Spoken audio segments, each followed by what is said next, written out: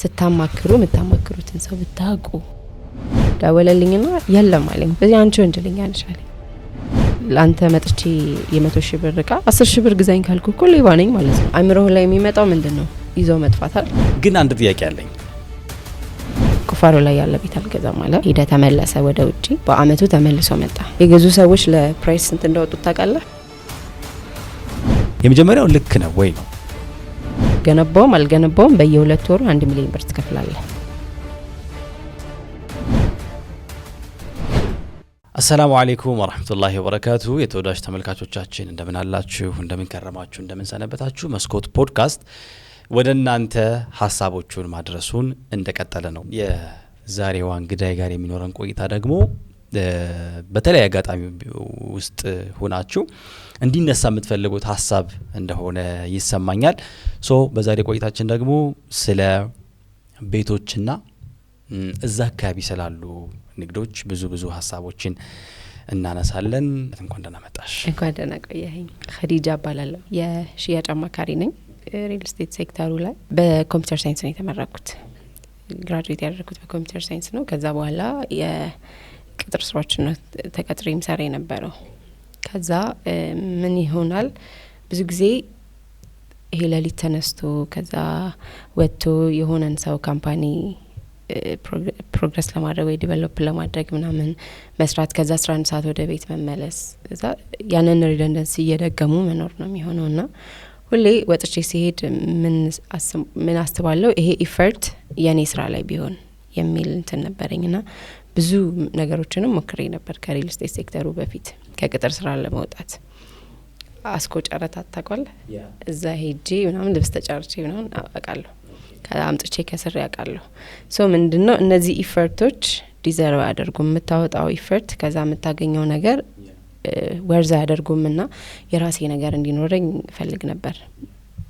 ከዛ እዛ ስራ ላይ ሆኜ እንደዚህ አይነት ነገሮችን ስሞክር ቆየውና በሆነ አጋጣሚ አሚር ፖዚቲቭ የምታውቀው ከሆነ ከሱ ጋር ኮሙኒኬት አደረግን። እንደ ኤጀንት ላይ ገባሁኝ። አየሁትና እሱ ለመጀመሪያ ጊዜ ኢንተርቪው ሲያደርገኝ ያስታውሳለሁ ያለኝን ነገር ምንድነው ያለኝ ይሄ ስራ ማለት የራስሽ ስራ እንደማለት ነው ያለኝ። የራስሽ ስራ እንደማለት ነው ላይክ አሁን አንተ የሆነን ድርጅት ስትከፍት ወይ ቡቲክ ሊሆን ይችላል ትከፍትና ለ3 ወር ያህል ፕሮሞሽን ነው የምትሰራው። ያ ቡቲክ እስኪታወቅልህ ድረስ ሰው እስኪያውቀው ድረስ ምናምን ኢንቨስት ታደርጋለህ።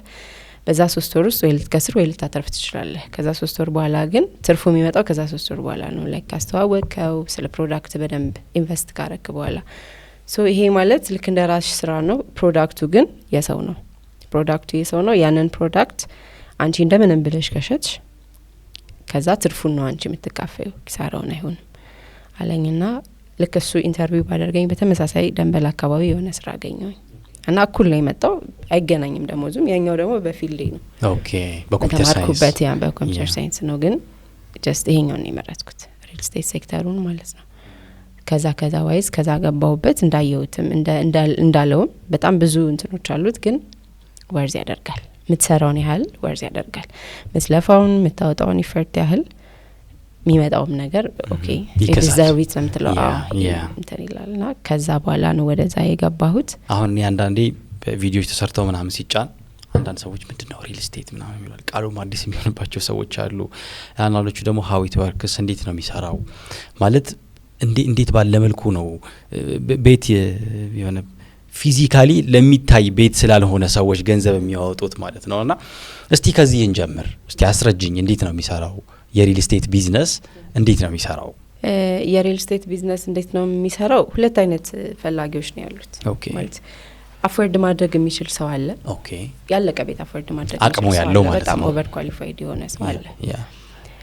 ከዛ ደግሞ አቅሙ አለው ግን አሁን አይደለም አፎርድ ማድረግ የሚችለው እየሰራ ነው መክፈል የሚችለው። የ10 ሚሊዮን ብር ቤት ዛሬ ላይ ቢኖር 10 ሚሊዮን ብር ከፍሎ መግባት የሚችል ሰው አለ። 10 ሚሊዮኑን ደግሞ በ4 እና በ3 አመት ከፍሎ መጨረስ የሚችል ሰው አለ። ምንድነው የሚሆነው? ሁለቱም ያለቀ ቤት ከሆነ የሚፈልገው ኦኬ ላይክ ተቀማጭ ብር ነው ያለው። ያንን ብር ቤት ላይ ኢንቨስት አድርጎ ነገውኑ ይገባል ነው። ግን አፎርድ ማድረግ የማይችል ከሆነ ገና አንደር ኮንስትራክሽን ላይ ያለ ቤት በ3 እና በ4 አመት ከፍሎ እንዲጨርስ የሚሆንበት ወይ ይመቻችለታል ማለት ነው። አይ ካለ ደግሞ ይሄኛው አፎርድም እንኳን ማድረግ ቢችል ያለቀ ቤት 10 ሚሊዮን ብር ከሚገዛ ሁለት ቤቶችን አንደር ኮንስትራክሽን ላይ ያለ በ10 ሚሊዮን ብር ሁለት ቤት መግዛት የሚችልበትም ወይ አለ። ምንድነው አሁን እዚህ ላይ ብዙ ጊዜ ሰው የማይረዳው ነገር ያለው ያለቀ ቤት መግዛት የሚያስችል ብር አይደለም፣ ግን የሚፈልገው ያለቀ ቤት መግዛት የሚፈልገው ግን ያለቀን ቤት መግዛት ነው። ገባ? አሁን ይደውላሉ ምናምን እስቲ በብር አስረዳ ያለውን በብር አስረዳ ሰው በደንብ አንደርስታንድ እንደ ዛሬ ላይ ለምሳሌ 2 ሚሊዮን ወይ 3 ሚሊዮን ብር ነው ያለ። እሺ 2 ሚሊዮን 3 ሚሊዮን ብር ነው ያለ። ስለዚህ 2 ሚሊዮን እና 3 ሚሊዮን ብር ኖሮ ያለቀ ቤት ላይ አይደለም የምትገባው። ዳውን ፔመንት ወይም ደግሞ ቅድመ ክፍያ ነው መክፈል የምትችለው በዛ ብር። ግን ከዛ በኋላ በየ3 ወሩና በየ4 ወሩ አፎርድ ማድረግ የምትችላት የሆነች ቫልዩ ትቀመጥልሃለች። ይሄን ያህል መክፈል አለብህ በየ3 ወሩ ትባላለህ። ከዛም ይሄ ምንድነው ዲያስፖራው ለምሳሌ ውጪ ላይ ያሉ ሰዎች ይሄ በሳይድ የሚያጠፋት ትንሽዬ ገንዘብ አለች፣ ለነሱ ትንሽዬ የሆነች በዶላር ማለት ነው። ግን እዚህ ሲመጣ የሆነ አስቴት መያዝ የሚያስችል ገንዘብ ይኖረዋል ነው። ሶ ካለው ሰው አፎርድ ማድረግ የሚችል ከሆነ አቅሙ ካለው ያለቀ ቤት ላይ መግባት ይችላል። ግን አቅሙ ከሌለ ወይ ደግሞ አቅሙ ኑሮት ሌላ ነገር ላይ ኢንቨስት ማድረግ የሚፈልግ ከሆነ ዳውን ፔመንቱን ክፈልና ከዛ በኋላ በ3 እና በ4 አመት ከፍለ የምትጨርሰው ቤት ኦን አድርግ ነው ከ3 እና ከ4 አመት በኋላ የኛ ኮንሰፕት። ግን ላይክ ያለን ነገር ያላቸው ነገርና የሚፈልጉት ነገር ተመጣጣኝ ማይሆን ከሆነ ያኔ ነው የምንተላለፈው። ይሄ ማታለል ይመስላል። ቁፋሮ ላይ ያለን ቤት በ2 ሚሊዮን ብር ዳውን ፔመንት ከፍለህ ከዛ በኋላ በ3 አመት ገዝተህ ጨርሳለህ ስትለው ማታለል ይመስላል፣ ግን አይደለም። እሱንም ሳፖርት ከማድረግ ነው። አንድ ዲቨሎፐር 40% ምናምን በጀት ያደርግና መሬት በሊዝ ከመንግስት ይገዛል። አብረን እናልማ ነው። እኔ 40%ን በጀት በጅቼ ጀምራለሁ፣ አንተ የተወሰነ እየከፈልክ በ3 አመት የራስህ ቤት ይኖርሃል ነው ከ3 እና ከ4 አመት በኋላ የሚሆነው። ካልሆነ ግን አቅም አለኝ የሚል ከሆነ ግን ላይክ ያለቁ ቤቶች አሉ ከተማው ላይ፣ ሰው እነሱ ላይ ኢንቨስት ማድረግ ይችላል። አቅሙ ከሌለው ግን መክፈል ይችላል። ግን አሁን ካልሆነ መክፈል የሚችለው ግን ዛሬ ላይ ዳውን ፔመንት ክፈል፣ ከዛ በኋላ በ3 እና በ4 አመት የራስ ቤት ይኖር ነው ያነው ኮንሰፕቱ። ስለዚህ እናንተ መርጣችሁ በመጣችሁት መንገድ አለ ነው እንጂ ኦሬዲ አቬለብል አይደለም ማለት አይደለም። ሁሉም አለ። ኢት ዲፔንድስ እንዳንተ ፍላጎት እንዳንተ አቅም እንጂ አለ፣ ሁሉም ነገር አለ። ኦኬ። ስለዚህ አቅማቸውን ሰዎች አስተካክለው ካሽ ከፍለው ያለቀ ቤት መውሰድ ይችላሉ። ይሄ አንድ መንገድ ነው። ሁለተኛው ደግሞ አቅሙ ኖሯቸው ለምሳሌ በወር የሆነ ያህል ተቀማጭ ያደርጋሉ። ግን አንድ ጥያቄ አለኝ። አድቫንቴጁ ምንድነው? በዚህ አሁን ለምሳሌ አንድ ሰው ሌት ሰይ ዛሬ መክፈል የሚችለው 900 ሺህ ነው እንበል። ለምሳሌ ይሄን 900 ሺህ አሁን ከፈለ አይደለ? የዛሬ ሲደርስበት ቢገዛውና ዛሬ ቀድሞ መግዛቱ ለሰውየው ምን አድቫንቴጆች አሉት? እዚህ ጋር ነው ልዩነቱ። አሁን ይሄ ሰውዬ 10 ሚሊዮን ብር የሚገዛው ቤት ሜቢ አንደር ኮንስትራክሽን ላይ ያለ ገዝቶት ቢሆን ኖሮ በ3 እና በ4 ሚሊዮን ብር ነበር የሚገዛው። አሁን ስላለቀ ነው። አሁን ይሄ ሰውዬ ከ3 እና ከ4 አመት በኋላ አልቆ ነው ይሄ ቤት የሚገዛው። ገባ? አንደር ኮንስትራክሽን ላይ ያለ ፕራይሱ አንድ አይደለም፣ አይገናኝም። ገና ቁፋሮ ላይ እያለ ኢቨን ትረስት እንኳን አይደለም ካለቀ በኋላ 2 እና 3ኛ ፍሎር እንኳን ሲሆን ሰው ሲያየው የሚታይ ነገር ነው። ቪዥዋላይዝ የሆነ ነገር ስለሆነ ትረስት ይኖረዋል። ትረስት ካለው ደግሞ የገዢ ፍሎ አለ ማለት ነው። የገዢ ፍሎ ካለ ዲቨሎፐር ፕራይስ ይጨምራል። ስለዚህ ይህ ቤት በ3 እና በ4 ሚሊዮን ብር የተገዛ ነው። ካለቀ በኋላ ነው አሁን 10 ሚሊዮን ብር እየተሸጠ ያለው። ስለዚህ በደንብ አትርፎ ነው እየሸጠለት ያለው። ወይዘር ዲቨሎፐርም ቢሆን ወይ ደግሞ ሪሴል የሚወጡ ቤቶች አሉ። ለምሳሌ ከዚህ በፊት ሳር ቤት ላይ የሆነ ሳይት ተሸጠው ነበር ከሁለት አመት በፊት ሳምቲንግ። የዛኔ የተሸጠው በ8 ሚሊዮን 600 ሺህ ብር ሳምቲንግ 3 ቤድሩም ማለት ነው። ያኔ ቁፋሮ ላይ ነበር ሲሸጥ 40% ኦፈር ወጥቶለት 8 ሚሊዮን 600 ሺህ ብር ተሸጠ። የዛኔ እኔ ክላይንቴን አሳይቼው ነበር። ቁፋሮ ላይ ያለ ቤት አልገዛም አለ። አዎ ሄደ፣ ተመለሰ ወደ ውጪ። በአመቱ ተመልሶ መጣ። በአንድ አመት ከ4 ወር ኦር ሳምቲንግ ሲመለስ 21ኛ ስትራክቸር አልቋል ቤቱ። እንትኑን ሎኬሽኑን ይፈልገዋል፣ ሳር ቤት ነው። ስለዚህ እዚህ ላይ ነው መግዛት የምፈልገው፣ ስለዚህ ሪሴልም ቢሆን አናግሪልኝ አለኝ። የገዙ ሰዎች ለፕራይስ ስንት እንዳወጡት ታውቃለህ? 15 ሚሊዮን ብር፣ እጥፍ ማለት ነው በአንድ አመት ጊዜ ውስጥ። የቤት ዋጋ አይቀንስም። ዛሬም ራሱ የሆነ እንትን ላይ እየሰማው ነበርና የቤት ዋጋ አይቀንስም። ከ5 አመት በፊት የነበረውን የቤት ዋጋ ታስታውሳለህ? አሁን ካለው ጋር ጭራሽ አይገናኝም። ኦብቪየስሊ ተው ከ5 አመት ከ2 አመት ምናምን በፊት ያለውን ከ4 ወር በፊት ስንሸጥ 107,000 ነበር። ከ2 ወር በኋላ አሁን ስንሸጥ ነው ከ6 ወር በፊት ስንሸጠው 107,000 ነበር። በካሬ ማለት ነው። ለካሬ ማለት ነው። እዛው ሳር ቤት አካባቢ ትንሽ ቆይቶ ድጋሚ ሲወጣ 110,000 ነው የሚወጣው። ትንሽ ቆይቶ ሲወጣ 115 ነው የሚወጣው። አሁን የሸጥነው ቅርብ ሰዓት የሸጥነው 120,000 ነበር። ጭራሽ ከዚህ በኋላ ሲወጣ 130 እና 140,000 ነው የሚሆነው። ታው ከ6 አመት በኋላ ማለት ነው። ይሄ ኢንፍሉዌንሽኑ አለ፣ የዋጋ ጭማሪው አለ፣ ያለንበት ስታተስ አለ። ሊቀንስ አይችልም። ምንድነው የሚቀንሰው? የነሱ የማትረፍ ኦፖርቹኒቲ ነው የሚቀንሰው። ዛሬ ላይ መወሰን የሚችሉበትን ሁኔታ ሳይወስኑ ይሄዱና የነሱ ኦፖርቹኒቲ ነው እየቀነሰ የሚሄደው እንጂ የቤት ዋጋ ሊቀንስ አይችልም።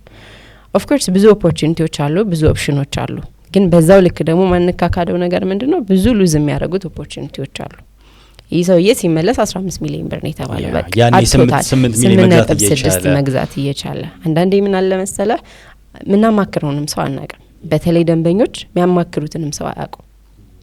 አጎት ወይ ወንድም ሴክተሩ ላይ ከሌለ ወይ ስለ ማርኬቲንጉ ማያውቅ ከሆነ ላይክ ለዲሲሽን ማማከሩ ተገቢ ነው ብዬ አላስብም። ይብዛም ሚነስም ጎዳውም ጠቀመውም አትሊስት ሴክተሩ ላይ ያለ ሰው ይሻላል። ምንም ይሁን በቃ አሁን ስቴልስ ሲባል የግድ ለመግዛት ለመሸጥ ብቻ ይመስላል ሰው። ስታማክረውም ለመሸጥ ካለህ ጉጉት ይመስላል። አይደለም ማርኬቱን ሳምሃው እኛ ተረድተናል አይደለ? ስለ ሪል ስቴቱ ያለውን ነገር በትንሹም ቢሆን ከሱ ከአጎቶቹ ከዘመድ አዝማዶቹ በተሻለ መንገድ እኛ ተረድተናል። በኤክስፒሪየንስ የታገዘ ውስጥ ላይ ሆናችሁ በኤክስፒሪየንስ የተነሳ ብዙ ነገር እኛ ተረድተናል። ስለዚህ ባትገዙ እንኳን ላይክ እዛው ሴክተሩ ላይ ያለ ሰው ቢያማክራችሁ ያለውን ሁኔታ እኔ አሁን ላይክ ከኛ ካምፓኒ ግዙ ምናምንም ብቻም ሳይሆን ያለውን ሁኔታ እናገራለሁ። ኢቭን በቃ ኢንዳፓችን ወይ መጨረሻችን እንኳን የኛን ካምፓኒ ፕሮዳክት ካልወደደው ሌላ ሪል ስቴት እንኳን ስትሄድ ስታማክር እንኳን ለሚነው በቃ ለወቅ አማክረኝ ያለውን ሁኔታ እኔ አስረዳሃለሁ ነው የምለው። ላይክ ኮንሰልታንስ ነው በብዛት የምናደርገው እና የሴልስን እንትን ከመሸጥ ባለፈ ለማማከርም ቢጠቀሙበት ያለውን ሁኔታ ለማሳወቅ እኔ የሚልኩልኝ ክላይንቶች አሉ። ይሄ እንዴት ነው እያሉ ይሄ ነገር እንዴት ነው እያሉ ስቲል ኮንታክት የምናደርጋቸው ሰዎች አሉና ስታማክሩ የምታማክሩትን ሰው ብታውቁ ላይክ አንዳንድ ሰው ምን ያውቃል መሰለህ? አሁን ኢስማኤል አንተ ስለ ሪል ስቴት ስትሰማ በብዛት አሁን 70 ወይ 80% አእምሮህ ላይ የሚመጣው ምንድነው? ይዞ መጥፋት አይደል? ያ በቃ ብር ይዞ መጥፋት እሱ ነው አብዛኛው። እሱ ነው ብዙ ሰው ሪል ስቴት ሲባል እንደ ይዘው ነው የሚጠፉት ነው የሚባለው። ግን ከዛ ባሻገር ደግሞ ያሉ ኦፖርቹኒቲዎች አሉ፣ ሊጠቀሙባቸው የሚችሉት ብዙ ኦፖርቹኒቲዎች አሉ። እሱን የሚያውቀው ሴክተሩ ላይ ያለ ሰው ሰው ምናማክረውን ለያንዱ ነው። እዚህ ጋር የሚነሳ ግን አንድ ጥያቄ አለ። እሱ ምንድነው? አሁን ቅድም እንዳልሽው አንድ ቤት ለምሳሌ የሆነ ሰው ለመግዛት አሰበ። የሚገዛው ግን ቅድም ባልሽው በሁለተኛው ኦፈር ሆኖ በጊዜ ሂደት ሊከፈል ማለት ነው። ሶ ዛሬ ላይ ሌት ሳይ 8 ሚሊዮን ኦር 5 ሚሊዮን ተስማሙ። ከዛ በኋላ ግን ከ3 ወር በኋላ ኔክስት ክፍያ ሲጠየቅ ቶታል ፕራይሱ ላይ ይሆን ያህል ተጨምሮበት በተለያዩ ምክንያቶች እንደዛ ይባል ነገር አለ። የመጀመሪያው ልክ ነው ወይ ነው ማለት ምን ማድረግ አለበት መሰለ? አንድ ክላይንት ሲገዛ እቺን ነገር ማንበብ አለበት። ሰጣህለው ታያይዛታለ። ፕራይስ ኤስካሌሽን ይባላል። ፕራይስ ኤስካሌሽን ማለት አንዳንድ ሴክተሮች ምን ያደርጋሉ መሰለ? ዋጋው በርካሽ ይወጣል፣ በቅናሽ ዋጋ በጣም በዲስካውንት ይወጣና ከዛ ግን ፕራይስ ኤስካሌሽን ይኖረዋል። ፕራይስ ኤስካሌሽን ማለት የኑሮ ውድነት ይሄ ሲጨምር፣ ዶላር ግሽበት ሲኖር፣ ብሎኬት ሲጨምር፣ ኮንስትራክሽን ማቴሪያሎች ሲጨምሩ ክላይንቱ ላይ ዲስትሪቢዩት ይደረጋል። እሱ ሲሆን ፐርሰንቱ ኢቭን አይታወቅም ምን ያህል እንደሚጨመርበት ገባ?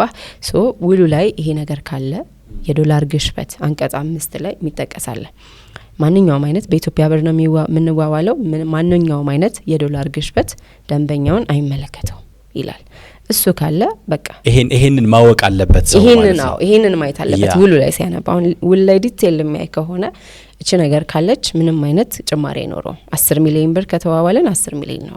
እኔም ሰራበት ድርጅት እንደዛ ነው። እቺ ነገር አለች። ስለዚህ አሁን የጀመረባት ዛሬ ላይ የተዋዋላባት ብር አት ዘ ኤንድ ኦፍ ዘ ይርም የሚረከባትም በዚች ብር ነው። ፊክስድ ነው ፕራይሱ። ሶ ሁሌም እንደዚህ አይነት አጋጣሚዎች እንዳይፈጠሩ እችን ነገር ማንበብ አለበት ክላይንቱ ውሉ ላይ ማለት ነው። አንቀጽ 5 ላይ መኖሯን አረጋግጦ መሆን አለበት። እሱን ቼክ ካላደረገ ግን በኋላ የሚመጣው ጭማሪ እሱ ቼክ ካላደረገ እሱ ካለ ፕራይስ እስካሌሽን አለው ከሆነ የተባለው ጭማሪው ሲኖር ይሄው ፕራይስ እስካሌሽን አለ እኮ ተብለናል ስንዋዋላው ስለዚህ ይሄ ጨምሮ ነው አንተ ላይ እንደዚህ የሆነው ይባላል። ስለዚህ ፊክስድ አይሆንም ቫልዩ ይሄ ቶታል ፕራይሱ ላይ ወደ 3 ወደ 4 ሚሊዮን ብር አድ ይደረግበታል ማለት ነው። ያንን ሳያይ ዝም ብሎ ከፈረመና ከገዛ ማለት ነው። አሁን እኔ ራሱ የምቸገረው ነገር ምን መሰለህ ለምሳሌ እኛ ካምፓኒ በ115 ሺህ ብር ከሆነ ያወጣው ፕራይስ ስካሌሽን የለውም ፊክስድ ነው። ሳምበዲ እዛው ሎኬሽን አካባቢ ላይ በ100 ሺህ ብር ወይ በ110 ሺህ ብር ያወጣል። ግን እቺን በዚህች ነው የሚያካክሳት ገባ ሶ እናንተ ውድ ነው ትባላለህ። ስካሌሽን ግን የለው ስካሌሽን ስለሌለው ነው ዞሮ ከኛም ይበልጣል ያኛው ፕራይስ ማለት ያኛው እኮ ባላባዜ 130 ሊሆን እኮ ይችላል ስካሌሽኑ የሚፈጥረው ነገር ፊክስድም ስላልሆነ ፐርሰንቱም ስለማይታወቅ ከዛ ዋይዝ ሊጨምር ይችላል። እሱንም ኮምፓሪሽን ሲሰሩ እችን ማየት አለበት። ሁሌም ክላይንትን እንትን ስለኔ ፕራይስ ቼክ ስታደርጉ ስካሌሽን መኖሩን ቼክ አድርጉላለሁ። አሁን ስታወዳድሩ እናወዳድረን ይላል ቤት ነው የሚገዛው ዝም ብሎ አይገዛ ሶ ፕራይስም ሎኬሽንም ያወዳድራል። ሶ ፕራይስ ስታወዳድሩ ስካሌሽን አለመኖሩን ቼክ አድርጉ እንላለን። ግን ያው ሳምሃው አይኖረውም ክላይንት ከገባበት በኋላ ነው ሲጨመርበት ነው ይባነው ይሄን ያህል ብር ነው ሲለው ነው የሚገባው እንጂ ስካሌሽንም እንትን ሲለው ላይገባው ይችላል። እንግዲህ ሌላኛው የሚነሳው ሀሳብ ደግሞ የኢንዲዮ ሪል ስቴት አካባቢ ማለት ነው። እንግዲህ ከሪል ስቴት አልሚ ተቋማት ከምንገዛቸው ፕሮዳክቶች ውስጥ ሁለቱ በዋነኝነት ይታወቃሉ፣ ሱቅና መኖሪያ ቤት። ሶ አንቺ አይ ቲንክ ሁለቱም ላይ በደንብ የምትንቀሳቀሽ ይመስለኛል። ሶ እስቲ እንደ አንድ ኮንሰልት እንደሚያደርግ ሰው እንደ አንድ የሽያጭ አማካሪ የትኛው ነው ለኢንቨስትመንት ጥሩ አማራጭ የሚሆነው ብለሽ ታስቢያለሽ? ከመኖሪያ ቤትና ከንግድ ሱቅ ለኢንቨስትመንት አሁን ብዙ ሰው ኢንቨስትመንትን ሲያስብ ሱቅ ብቻ ይመስለዋል ፕሮፊት የሚያመጣው ወይ የሆነ እንትን የሚያመጣው። ቀድመን ግን ኢንቨስትመንትን ብናብራራውስ ምን ማለት ነው? ኢንቨስትመንት ስንል ምን ማለታችን ነው? ኢንቨስትመንት ማለት ብር ይኖርሃል ያንን ብር ባንክ ላይ ከምታስቀምጠው ወጥቶ ዱፕሊኬቱ ነው የሚመጣልህ መንገድ ነው አይደለ? ያንን ብር ኢንቨስት ታደርገዋለህ ከዛ ሌላ ብር እየተካለ ይሄዳል ነው። እሱ ነው ኮንሰፕቱ። ሶ ከሱቅና ከአፓርትመንት የትኛው የተሻለ ነው? ኢት ዲፔንድስ። ሱቅ ኦልዌይስ የሆነ ኢንቨስት ያደርጋል ወይደር ታከራየዋለህ ወይ ደግሞ የሆነ ነገር አንተ ትሰራበታለህ። ግን እሱም ቢሆን ሎኬሽኑ ማተር ያደርጋል። እንደምናየው ነው አሁን ቤተል አካባቢ ስንት ነው የሱቅ ኪራይ? ቤተል አካባቢ ያሉ ሱቆች የሚሸጡበት ፕራይስ ምን ያህል ነው? ስትሄድ ደግሞ ወደ አያት ወደ ኮዬ ስትሄድ ደግሞ በጣም ይወርዳል። ሶ እንዳለው የክራውድድ እንትን ያለበት የሰው ፍሰት ምናምን ታይቶ ሎኬሽኑ ማተር ያደርጋል። ኪራይም የምትሸጠውን ፕሮዳክት ማተር ያደርጋል። ግን ቤትም ሆኖ አፓርትመንትም ሆኖ የሱቅን ያህል ኢንቨስት ማድረግ የምችልባቸው እንትኖች አሉ። ሀሪፍ ሎኬሽን ላይ ከተገዙ ወደ ሳር ቤት ለምሳሌ ወደ ፒያሳ ወደ ሜክሲኮ ይሄ አፍሪካ ህብረት አካባቢ ከሆነ ብዙ ዲፕሎማቲኮች ይመጣሉ። ሶ እዛ አካባቢ የተወሰነ ጊዜም ቢሆን በዶላር ተከራይተው ይሄዳሉ።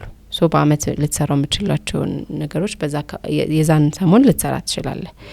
ሶ ሎኬሽኑ ሀሪፍ ከሆነ አፓርትመንትም ሆኖ የሱቅን ያህል ልታተርፍባቸው የምችሎች ሜቶዶች ይኖራሉ ማለት ነው። ግን ሁለቱም ሎኬሽናቸው ሀሪፍ ከሆነ ለኢንቨስትመንት ሞር የተሻሉ ናቸው። ሞር ግን ሎኬሽኑ እንትን ተደርጎ አፓርትመንት ፕሪፈር አደርጋለሁ። አፓርትመንት ግን የት ነው የሚለው በተሰማበት የት ነው የሚለው በደንብ ለምንም አሁን ብዙ ጊዜ ክላይንት ሲደውል ለምንድን ነው የምትፈልገው ነው የመጀመሪያው ጥያቄያችን። ለሬዚደንሻል ነው ወይስ ለኢንቨስትመንት? ልትኖርበት ነው ልትሸጠው ነው? ልትኖርበት ነው ወይስ ለኢንቨስትመንት ነው ሀሳብ? አዎ አሁን ብዙ ሰው ቤት የሚገዛው ቤት ስለሌለው አይደለም። ቤትም ኖሮት በቃ ኢንቨስትመንት ስለሚያስብ ነው። ቤት ይኖራል ለቤተሰቡ ከዛ ደግሞ ኢንቨስትመንት ያስባል። ዛሬ ገዝቶ ከሁለት አመት በኋላ መሸጥም እንትን ነው። ግን ደግሞ ይሄ ፐርማነንት የሆነ ኢንቨስትመንት ቋሚ የሆነ ኢንቨስትመንት የሚያመጣለት ከራይት ሬንት አለም ሊሆን ይችላል። አሁን ገስታውስ ነው የሚያከራዩ አሉ ሳር ቤት ላይ። ሶ እንትኑ ከተሰመረበት ሎኬሽኑ ከተሰመረበት አፓርትመንትም የሱቅ ያህል ፕሮፊት ይኖረዋል። በጣም አሪፍ። ስለዚህ አንድ ሰው አሁን ወሰነ እንበል ሳይ ለኢንቨስትመንት አማራጭ ወይም ደግሞ ለመኖሪያ ለሬዚደንሻል ሊሆን ይችላል ዋትኤቨር ብቻ እሱ ለፈለገው አላማ ሱቅ ወይ አፓርትመንት ብሎ ወሰነ እንበል። ከዛ በኋላ ከተማው ላይ በጣም ብዙ የሪል ስቴት እንትኖች ተቋማቶች ናቸው ያሉት። ከዛ ባለፈ ስሞች ደግሞ አሉ። ከሌ እንደዚህ ሆኖ ከሌ እንደዚህ ሆኖ አንዳንዶቹ ፕሮፓጋንዳም ሊሆኑ ይችላሉ አይደለ? መቼም ያለው ኮምፒቲሽን የሚፈጥረው ነገር ሊኖር ይችላል። አንዳንዴ የሆኑ ቤቶች በጣም የተጋነነ ቅናሽ ታይባቸዋል። ለምሳሌ 1 ሚሊዮን 2 ሚሊዮን ምናምን ተብለው ምናምን እና እስኪ አንቺ እንደ አንድ ኮንሰልታንት ቲፕስ እንዴት ነው ምን ለየው? ሪሊ ሆኑ ተቋማት ይኖራሉ። አንዳንዴ ሁሉም ቅናሽ ሁሉም እንትን ደግሞ ስካም ላይሆን ይችላል። ሶ እንዴት ነው ምን ለየው እንደዚህ አይነት ተቋማትን? እኛ እንደ ሴልስ ተደራሽ መሆን ነው ሀሳባችን። ክላይንቱ ጋር የሚፈልገው ሰው ጋር ተደራሽ መሆን ነው ሀሳባችን። እንዳልኩ ነው ገዢ አለ ከሻጩ ጋር ነው የማይገናኙ። ሶ ያንን ገዢ ነው ለማግኘት ምን ሰራው። ሶ አንተም ታውቀዋለህ ሚዲያው ላይ ሶሻል ሚዲያው ላይ ስላለ ሁክ የሚባል ነገር አለ። ገባ? ሶ ምን ብል ነው ተደራሽ የሚሆነው? አሁን እኔ በ1 ሚሊዮን በ2 ሚሊዮን ብር ሱቅ አለ ብዬ ስሰራ ያና 1 ሚሊዮንና 2 ሚሊዮን ያለው ሰው ብዛት ሊሆን ይችላል፣ ብዙ ሰው ሊሆን ይችላል። 1 ሚሊዮንና 2 ሚሊዮን ብር ያለው ሰው ሶ እሱ ኮሜንት ሲያደርግ፣ እሱ ላይክ ሲያደርግ፣ እሱ ፋቮራይት ሲያደርግ፣ እሱ ሼር ሲያደርግ እንትኑ ምን ይሆናል? ቪዲዮ ቫይራል ይወጣል። ለላ አልጎሪዝሙን ታውቀዋለህ የቲክቶክን። ያኔ ተደራሽ ትሆናለህ ነው መግዛት የሚፈልገው ሰው ጋር። ግን እሱን ለመጠቀም አሁን እኛ እንደዚህ የምናደርገው በሌላ ነገር አይደለም። ለምሳሌ እኔ ባለፈው 2 ሚሊዮን 500 ሺህ ብር ሱቅ አለ ብዬ ሰርቻለሁ ስላለ ነው። ገላን ላይ በ2 ሚሊዮን 500 ሺህ ብር ሙሉ ክፍያ ሱቅ እየሸጥን ነው። ግን ምን ይመስለዋል ሰው እንዳልከው እስካም ይመስለዋል። ግን እኔ በበኩል የምጠቀምበት ካሉት ፕሮዳክቶች ውስጥ ትንሽ ፕራይስ ያለውን አውጣለሁ። ፕሮሞሽን ስሰራ መቼስ G+5 ሞል ካለ የሁሉንም ፕሮዳክት ፕራይስ አታውጣውም። ለማስታወቂያ አንዷን የምትመርጣት፣ አንዷ ደግሞ ብዙ ሰው ተደራሽ ለታደርግልኝ የምትችለው ነው የምትመርጣት። እሱን ትሰራለህ። እሱን ትሰራና እሷ ግን 2 ሚሊዮን 500 ሺህ ብሯ ግን ምንድነው 4ኛ ፍሎር ላይ ናት። ግራውንድ ላይ 7 ሚሊዮን ብር ነው። ገባ? 4ኛ ፍሎር ላይ ግን አለ። አሁን ላይ በሌለ ነገር አይደለም የሰራሁት። ሶ ሲደውል አስረዳዋለሁ። መጀመሪያ ምንድነው ሊድ ጀነሬት ማድረግ ነው። ያንን ሰውዬ እኔ ጋር ማምጣት ነው። ያ ሰውዬ መጥቷል። ከዛ ኮንቬንስ ታደርገዋለህ። 2 ሚሊዮን 500 ሺህ ብር 4ኛ ፍሎር ላይ ነው። ግራውንድ ላይ ከፈለክ ግን በዚህ ፕራይስ ነው። እስቲልም ግን መክፈል የምችልበት ሁኔታ አለ። ግራውንድ ላይ እንኳን ከፈለክ ዳውን ፔመንት 2 ሚሊዮን 500 ሺህ ነው። ከዛ በኋላ 500 ሺህ ብር በየ3 ወሩ ከፍለህ ኦን ማድረግ ትችላለህ። ገባ? መጀመሪያ መደወሉ ነው። ከዛ ፕሮሰስ ነው። ከዛ በኋላ ቢሮ ይመጣል፣ ኦፊስ ይመጣል፣ ያለው ሁኔታ ይረዳል። እንደዛም ሆኖ ግን ምን ይሆናል መሰለ አንዳንዴ እኔ ምን ተብያለሁ፣ አንዱ ደወለልኝና የለም አለኝ በ2 ሚሊዮን 500 ሺህ ብር ሱቅ የለም። ስለዚህ አንቺ ወንጀለኛ ነሽ አለኝ። የምር ማለት ነው። ኦኬ ነው አለ በሌለ ነገር አይደለም እንሰራው። እንዳልኩ ሁክ ነው ያን ሁክ ነው። ከዛ በኋላ ማብራሪያ ያለው ነው ፕራይስ ምንናገረው ፕራይስ እሱ ላይ ሆን ይችላል። አንዳንዴ ደግሞ 5 ሚሊዮን 400 ሺህ ብር ሙሉ ክፍያው ነው የቤቱ ሙሉ ክፍያ። ሙሉ ክፍያው ነው ግን 100% ከከፈልክ ነው 30% ኦፈር ተደርጎልህ። ምንድነው የሚመስለው ሰው 5 ሚሊዮን 400 ሺህ ብር ሙሉ ክፍያ ሆኖ በ5 አመት ቢከፍለው ነው የሚመስለው። ግን እናስረዳለን። አሁን በተለይ አሁን በቃ ገዢው ስለሆነ እንዲመጣ ምን ፈልገው እናስረዳለን። እኛ 5 ሚሊዮን 400 ሺህ ብር 100% ከከፈላችሁ ነው። በፕሮግረስ መክፈል የምትፈልጉ ከሆነ ግን ምቹ የሆነ አከፋፈል ስርዓት አለው ብለን እናወራለን። 20% ከፍላችሁ ከዛ በኋላ ምንለው ለምንድነው ሌላ ፕራይስ እንዳለው ለመግለጽ ነው። እሱ ነው እንጂ ስካም አይደለም። አሁን ላይ ካምፓኒውም ዝም አይልም ግን የለም ማለት ይቻላል። አሁን ሀሳብህ በ1 ሚሊዮንና በ2 ሚሊዮን ብር ቤት አለ ብሎ ያስተዋውቃል። በ1 ሚሊዮንና በ2 ሚሊዮን ብር ቤት አለ ሙሉ ክፍያው ነው ካለ ሰውየው የሚመጣበት መንገድ አይታየኝ። ለምን የሚመጣው በ1ና በ2 ሚሊዮን ብር ቤት አለ ከተባለ ምን ቢሆን ነው? ለምሳሌ እኔ ላንተ መጥቼ የ100 ሺህ ብር እቃ 10 ሺህ ብር ግዛኝ ካልኩ እኮ ሌባ ነኝ ማለት ነው አይደል? ሰርቄው ነው፣ ግልጽ ነው። ስለዚህ ለምን 1 ሚሊዮንና 2 ሚሊዮን ብር እንዴት አምኖ ይገዛል? እንዴት አምኖ ኢንቨስት ያደርጋል እዛ ነገር ላይ? ምን አይቶ? ደግሞ ዋናው ደግሞ መታየት ያለበት ነገር ብዬ የማስበው ምንድነው ባክግራውንድ ቼክ ማድረግ በጣም አስፈላጊ ነገር ነው። የተቋሙ ምንም ይሆነው አንድ አመትም ቢሆነው የሆነ እንትን ባክግራውንዱ ምንድነው? ከምን የተነሳው? ምን ያህል ሴክተሩ ላይ ነበር? ምን አስረክቧል? የተረከቡት ሰዎች ምን አይነት ኮምፕሌን አላቸው? በምን ያህል ጊዜ ደርሶላቸዋል? ቪዥዋላይዝ የሆነ አሁን አክቲቭሊ እየተንቀሳቀሰ ያለ ሳይት አለ ወይ ሚለውን ነገር ማየት አስፈላጊ ነው። ባይ ዘ ዌይ አንድ ነገር ስትሰራም ይወጣል፣ ስታጠፋም ይወጣል። ገባ? አሁን ምን ሰማቸው ያጠፉ ሰዎች አሉ አይደለ? አሉ ግን የነሱ ስም እንደወጣው የሰሩ ሪል ስቴቶች ስም ይወጣል። እሱንም ነው የሚያጠራጥረው። አሁን እሱንም ነው የሚጠራጠሩት። እሱንም ነው ማመንም አይፈልጉት። ስቲል ኢንተረስትድም ሆነው ግን እዚህም ጋር ይጠራጠራሉ። ሶ አንዳንዴ ቶለሬት የምናደርጋቸው ነገሮች አሉ። ባክግራውንድ ቼክ አድርጉ።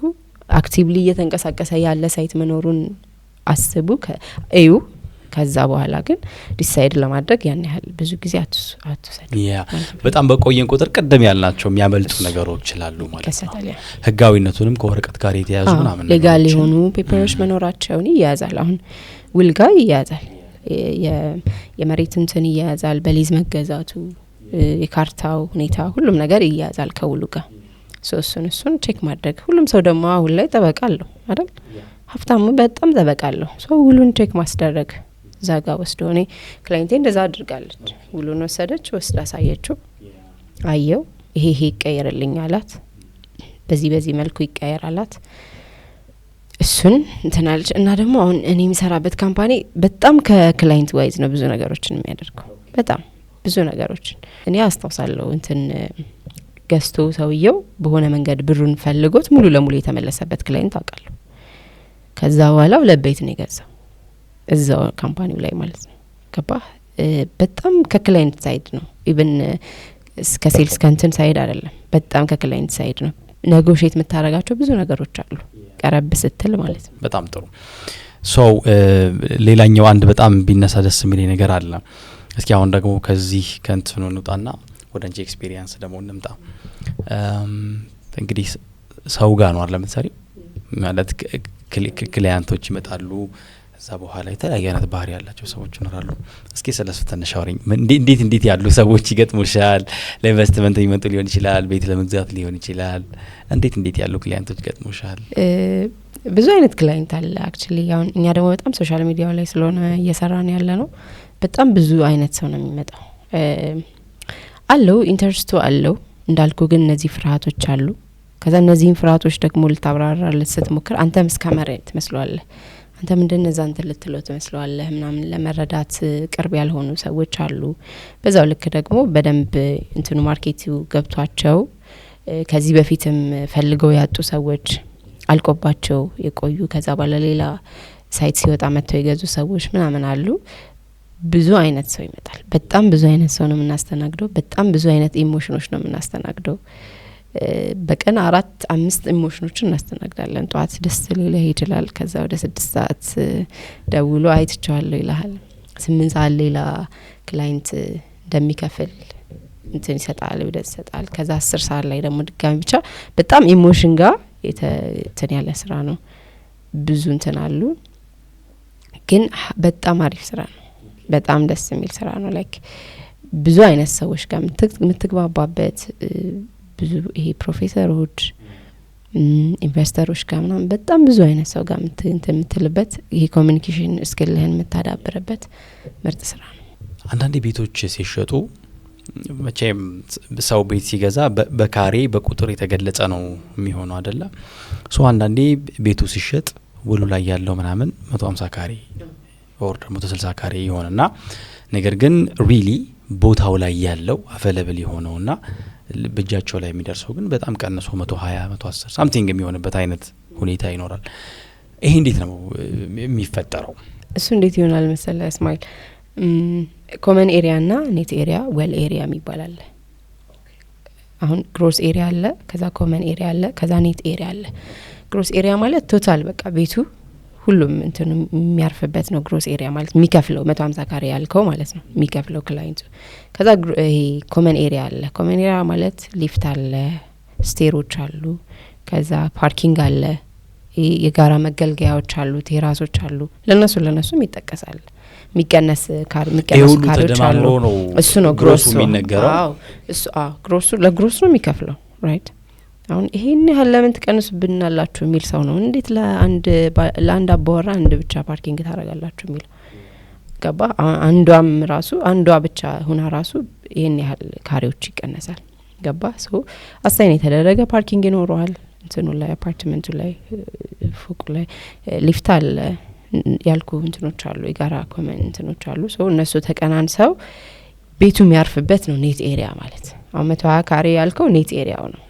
በቃ ቤቱ የሚያርፍበት የተጣራው ማለት ነው የተጣራው ከዛ ቤቱ ብቻ የሚያርፍበት 120 ያልከው አሁን አንተ በምሳሌ እንትን ካልኩ ማለት ነው ከዛ እሱ ግን የሚከፍለው ኮመኑና ኔቱ ተደምሮ አንድ ላይ ግሮስ ኤሪያ ተብሎ እሱ ነው የሚቀመጠው ግን እሱ ሙሉ ላይ ይቀመጣል ግሮስ ኤሪያው ይሄ ነው ኔቱ ኤሪያው ይሄ ነው ተብሎ ይቀመጣል ከዛ በኋላ ዌል ኤሪያ የሚባላል ይሄ ለፓርቲሽን የምንከፋፍላቸው ኤሪያዎች አሉ አይደለ በእያንዳንዱ ፓርቲሽን ያን ያህል አይደለም ግን እሱም ኤሪያ አለ አሁን ቤቱን ቢለካው 120 ካልከው የተወሰነች አንድ 3 ካሬ 4 ካሬ ምንም ትቀንሳለች ይሄ በየፓርቲሽኑ ያሉት ዌል ኤሪያዎች ማለት ነው ግን የነሱ ድምር አጠቃላይ ግሮስ ይሆንና የግሮሱን ነው የሚከፍለው እሱን ደግሞ ሽያጭ አማካሪ በደንብ ያስረዳዋል ያስባለው ከዛ ውጪ ደግሞ ውሉም ላይ በደንብ ይጠቀሳል ኦኬ ስለዚህ ሰዎች ሲገዙ ይሄን ያህል ካሬ ሲባል ግሮስ ነው ኔት ነው ሚለውን መጀመሪያ ማጣራትና ማወቅ አለባቸው ብዙ ጊዜ ግን የሚነገረው ግሮስ ነው አይ ግሮስ ነው የምንጠቅሰው ግሮስ ነው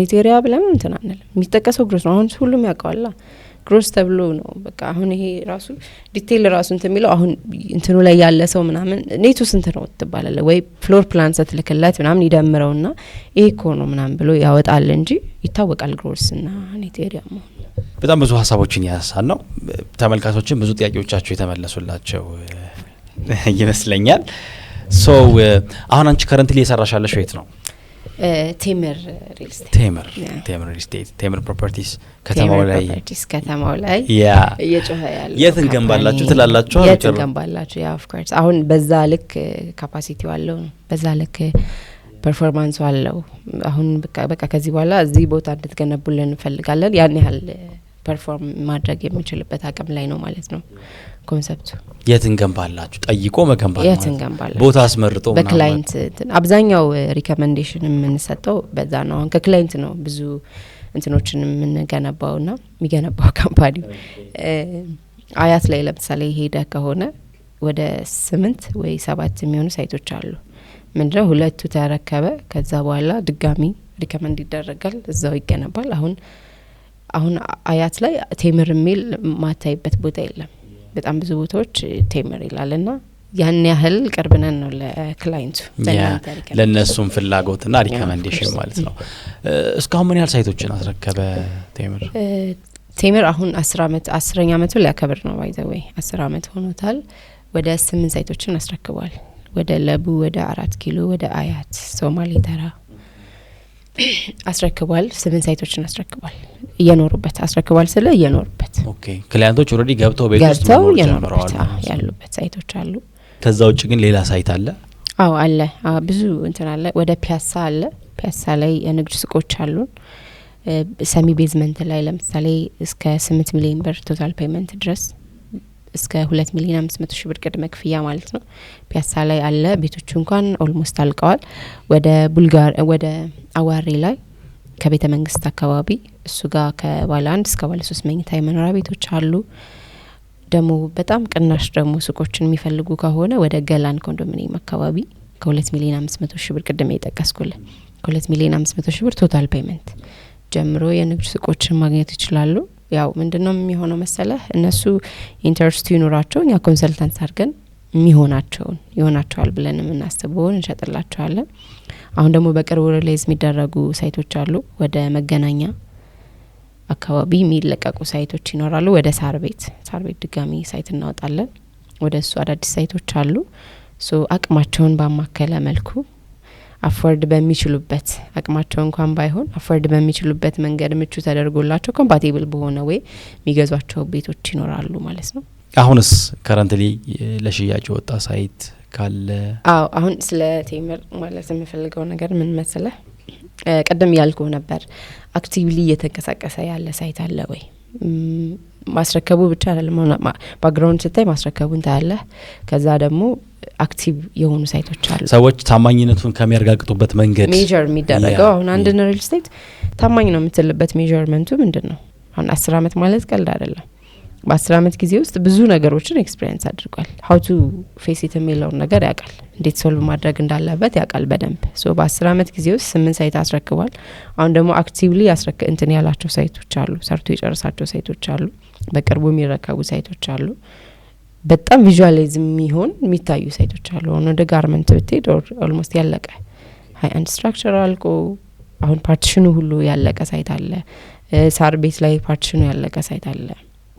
ወደ ፒያሳ ብትሄድ ፓርቲሽኑ ያለቀለት ሳይት አለ ከዛ ውጭ ደግሞ ቴምር በሊዝ ነው ከመንግስት ነው የሚገዛው መሬት ሲገዛ ከመንግስት ነው የሚገዛው ስለዚህ በ3 አመት እናስረክባለን ብለን ክላይንቱን ውል እንሰጠዋለን አይደል ከዛ ውጪ ክላይንቱ ይጠይቀናል በ3 አመት ታስረክቡናላችሁ ወይ ብሎ መንግስትም ደግሞ ፑሽ ያደርገናል ኮሪደሩ በኮሪደር አካባቢ ያሉ እንትኖች ፕሮጀክቶች በ3 አመት ጊዜ ውስጥ ማለቅ አለባቸው ግድ ነው በቃ አካል ስለሆኑ የዛ በዛው በሊዝ የገዛው የውበቱ አካል ስለሆነ ኮሪደር አለማለቃቸው ያጎለው ነገር አለማለቁ አዎ ስለዚህ መንግስትም ነው ፑሽ የሚያደርገው ስለዚህ ይሄ ለክላይንቱ ጋራንቲ ይሆናል ማለት ነው በ3 አመት የማለቅ በጣም ሰፊ ፕሮባቢሊቲ ያለው እሱ እንኳን ባይኖር ፐርፎርማንስ አለው አንድ ሪል ስቴት የማይገነባበት ምክንያት ወይ ብር ስለሌለው ነው ወይ ደግሞ ኤክስፒሪየንስ ስለሌለው ነው ግልጽ ነው ቴምር ግን እዚህ ጋር ሁሉም ነገር አለው ላይክ ሁሉም ስለ ኤክስፒሪየንስም አለው አቅምም አለው በደንብ አሁን 10 አመት ጊዜ ውስጥ ብዙ ነገሮችን አትርፏል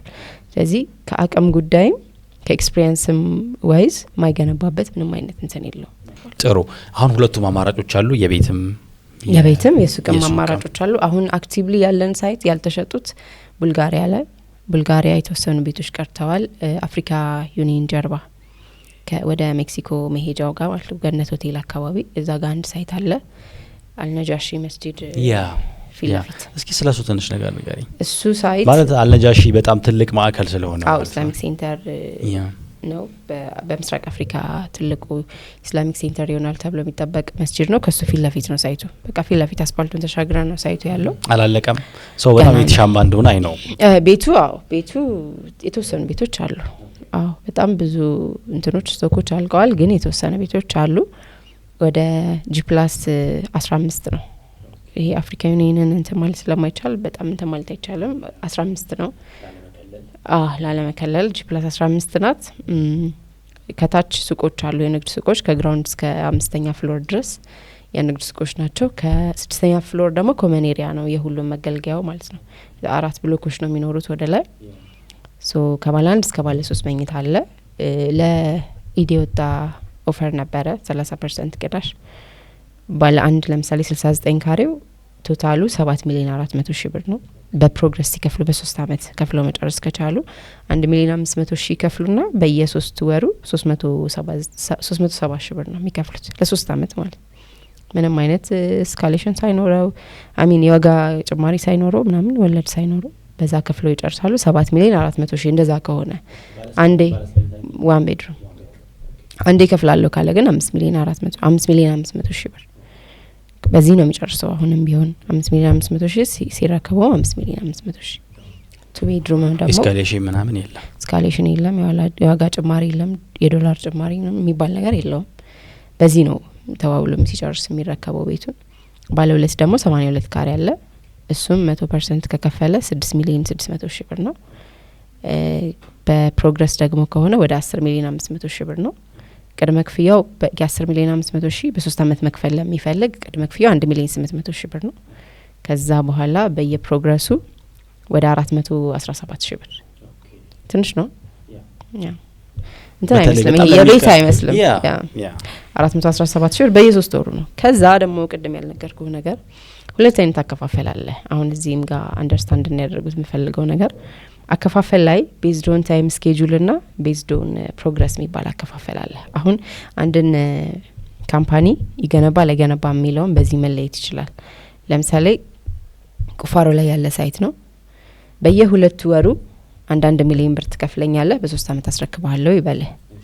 አሁን አንተ የምትከፍለው ወይዘር ገነባውም አልገነባውም በየ2 ወሩ 1 ሚሊዮን ብር ትከፍላለህ ይሄ ቤዝድ ኦን ታይም ስኬጁል ይባላል በዚህ አከፋፈል መክፈል ያለባቸው መች ነው ፕሮግረስ ካረገ ነው ያ ሳይት ፕሮግረስ ካረገ ማለት ኦሬዲ ያለቀ ከሆነ በየ1 ወሩ ቢለው ምንም ፕሮግረስ የሚያዩ ፕሮግረስ የለውም ኦሬዲ ስላለቀ ማለት ነው ግን ቁፋሮ ላይ ያለ ከሆነ ወይ ፕሮግረስ እያደረገ ያለ ሳይት ከሆነ ግን መከፈል ያለበት ቤዝድ ኦን ፕሮግረስ ነው በግንባታ ሂደት እያዩት አሁን ምንድነው እኛ የምናረጋው ፒያሳ ላይም የጨረስነው ሳይት ላይ ቁፋሮ ላይ ያለ ውል ይወስዳል ቀጣይ ክፍያ ምን ጠይቀው ሁለተኛ ፍሎር ላይ ሲደርስ ነው ሶ ክፈል ስንለው የታል ፕሮግረሱ ነው ጥያቄው ይሄው ፕሮግረስ ተብሎ ይላክለታል ፕሮግረሱን ያያል ስለዚህ የገነባ ነው ማለት ነው ሰው የገባ ባይ ዲፎልት ስለዚህ አከፋፈል ላይም እቺ ነገር ቼክ እንዲያደርጉ ፈልጋለሁ ለትረስት አንዱ እንትንም የገነባ ነው based on time schedule ካለ ላይ ገነባው ይችላል የሰጣሁት ገንዘብ የታረፈ የሚለውን እያየው ማለት በተጨባጭ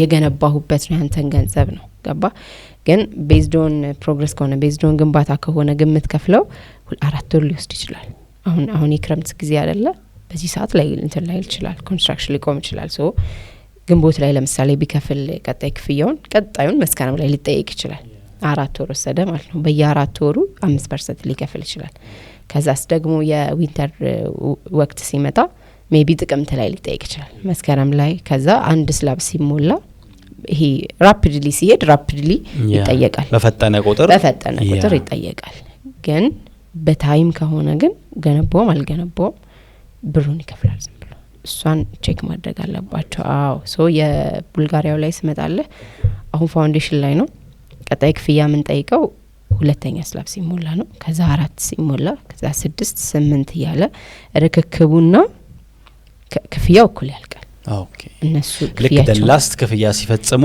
ተረክበው ነው ማለት ነው የኛም ርክክቡ ያልቃል እዛ ጋር ማለት ነው አከፋፈሉና ፕሮግረሱ እኩል ይሄዳል ሶ ስለ አፓርትመንቶቹ የተወሰነ ነገር ነው 3 ቤድሩም አለው 2 አለው 3 አለው እስኪ ሱቆቹስ ሱቅ የለም ሱቅ አለ ከግራውንድ እስከ 5ኛ ፍሎር እንዳልኩ ማለት ነው በተለያዩ የካሬ አማራጮች አላቸው እንደውም ሰፋ ያለ ካሬ የሚፈልግ ሰው ካለ አለ ከ26 ካሬ ጀምሮ አለ እስከ 52 ካሬ ድረስ ከዛም በላይ የሚፈልጉም ካሉ መርጅም ተደርጎ መሸጥ ይችላል የካሬ ዋጋ የላቸውም እንደ የፍሎራቸው ነው የሚለያየው የካሬ እንትናቸው ፕራይሳቸው ማለት ነው ለምሳሌ 4-5ኛ ፍሎር ላይ 3,900,000 ብር ነው ቶታል ፔመንቱ 900,000 ብር ቅድመ ክፍያው ነው ከዛ በኋላ በየፕሮግረሱ የሱቁ መረከቢያ ጊዜ 2 አመት ነው የቤቶቹ መረከቢያ ጊዜ 3 አመት ነው ሱቁ ምክንያቱም እስከ 5ኛ ፍሎር ድረስ ነው ሶ ብዙ አይወስድም ሶ እሱን በ2 አመት ጊዜ ውስጥ ከፍለው ይጨርሱታል ሚኒመም ግን ፕራይሳቸው ከግራውንድ ላይ 5,600,000 ቶታል ፔመንት አለ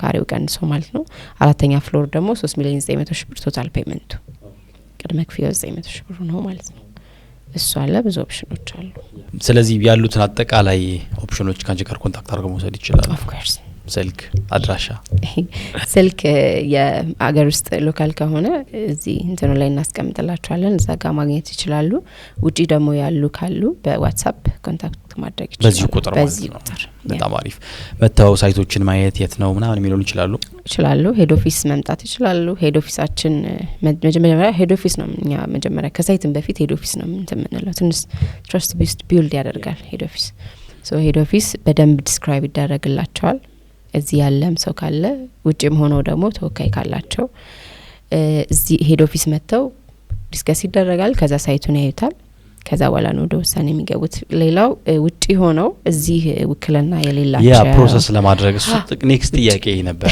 ጥያቄ ሆኖብኛል እዛው ነው ማስጨረስ የሚፈልጉ ሰዎች እንዴት ነው የሚያደርጉት ብዙ ክላይንቶቻችን እንደዛ ነው የሚያደርጉት አክቹሊ ውክልና ከሌላቸው ምናምን ምንድነው የሚያደርጉት ዲኤችኤል ይላክላቸዋል እና ዲኤችኤል ሲላክ ውሉን ነው የምንልክላቸው ብር እንዳስገቡ ውል ይሰራል ውሉን እንልክላቸዋለን ውሉ ከመፈረማቸው በፊት ደረሰኝ አንቆርጥ ሜቢ ውሉን አንበቦት የማይሆን ነገር ከሆነ ብሩን ለመመለስ ውሉን አንብበው አምነውበት የራሳቸውን እነሱ ጋር ያስቀሩና 2 ውል ነው የሚላከው እነሱ ጋር የሚቀረው ይቀርና እኛ ጋር የሚላከው ተመልሶ ሲላክ ያኔ ደረሰኝ ቆርጠን እንደገና ዲኤችኤል እንልካለን በእኛ ወጪ ሶ ምንም ያን ያህል ከባድ አይደለም ዲኤችኤል ቀጥታ ያሉበት ድረስ ሎኬሽን እንትን ይላካል አድረሳቸው ይላካል በዲኤችኤል አማካኝነት ውሉ ተፈርሞ ይመጣል ድጋሚ ደረሰኝ እንልካለን በዚህ እንትን እንዲያውም አንድ ክላይንቴ ስሟ ተሳስቶባት ወደ 2-3 ምናምን ተልኳል ድጋሚ ውሉ ማለት ነው ምንም እንትን የለውም ወጪው በእኛ ከበር ተደርጎ ያሉበት ድረስ ፈርመው እዚህ ያሉ እስኪመስላቸው ድረስ ማለት ነው ባሉበት ሆኖ መግዛት ይችላል ባሉበት ሆኖ መግዛት ይችላል ህጋዊ በሆነ መንገድ which is good በጣም እናመሰግናለን እንግዲህ በጣም የእውነት ብዙ ሐሳቦችን ነው የወሰድነው አንድ ቤት መግዛት የሚፈልግ ሰው ይሄን ፖድካስት ካደመጠ የምር ከማን ምን መግዛት አለብኝ የሚለውን በደም ሙሉ መረጃ ያገኝበታል ብዬ ተስፋ አደርጋለሁ በጣም አመሰግናለሁ እኔም አመሰግናለሁ ድሉን ስለሰጠኸኝ ቴንክ ዩ በጣም ሶሻል ሚዲያ ቲክቶክ ምናምን የተወሰኑ ነገሮች እንዳሉ ሻውቃለሁኝ። ቲክቶክ ላይ ብዙ ጊዜ ኢንተርቴይንመንት እያደረግን ማስታወቂያ ነው የምንሰራው። ብዙ ይሄ እንትኑን ለመፍጠር ኤንጌጅመንቱን ለመፍጠር ማለት ነው። ናኒ ሚል አካውንት አለ ቲክቶክ ላይ እሱ ጋር ማግኘት ይችላሉ። ሌላው ፌስቡክ ላይ አለ ናኒ ሪል ስቴት ኮንሰልታንስ ሚል አለ እዛ ፌስቡክም ላይ አለ። ብዙ ጊዜ የምንሰራው ፌስቡክ ላይ ነው እንትኑን። ይሄ ቲክቶኩ ግን ኢንተርቴይንመንቱንም ፕሮሞሽኑንም አንድ ላይ ለማስቀን የምንሰራው። ያ ጥሩ ሶ ኮሜንት ቦክስ ውስጥ ደግሞ እሱን ፒን አድርግና መጥተው ደግሞ ሊከታተሉሽ ሀሳብሽን ሪሌትድ የሆኑ ነገሮችን ይወስዳሉ። ሶ ኮሜንት ቦክስ ውስጥ ብትገቡና ሊንኮቹን ብትጫኗቸው ደግሞ ቀጥታ እሷን ልታገኟትና የምትሰራቸውን ስራዎች ከሴልስ ጋር ሪሌትድ የሆኑ ሀሳቦችንም እንደዚሁ መውሰድ ትችላላችሁ። በድጋሚ አመሰግናለሁኝ። ተመልካቾች እንግዲህ ለዚህ ቻናል አዲስ ከሆናችሁ ሰብስክራይብ ማድረጋችሁን እንዳትረሱ።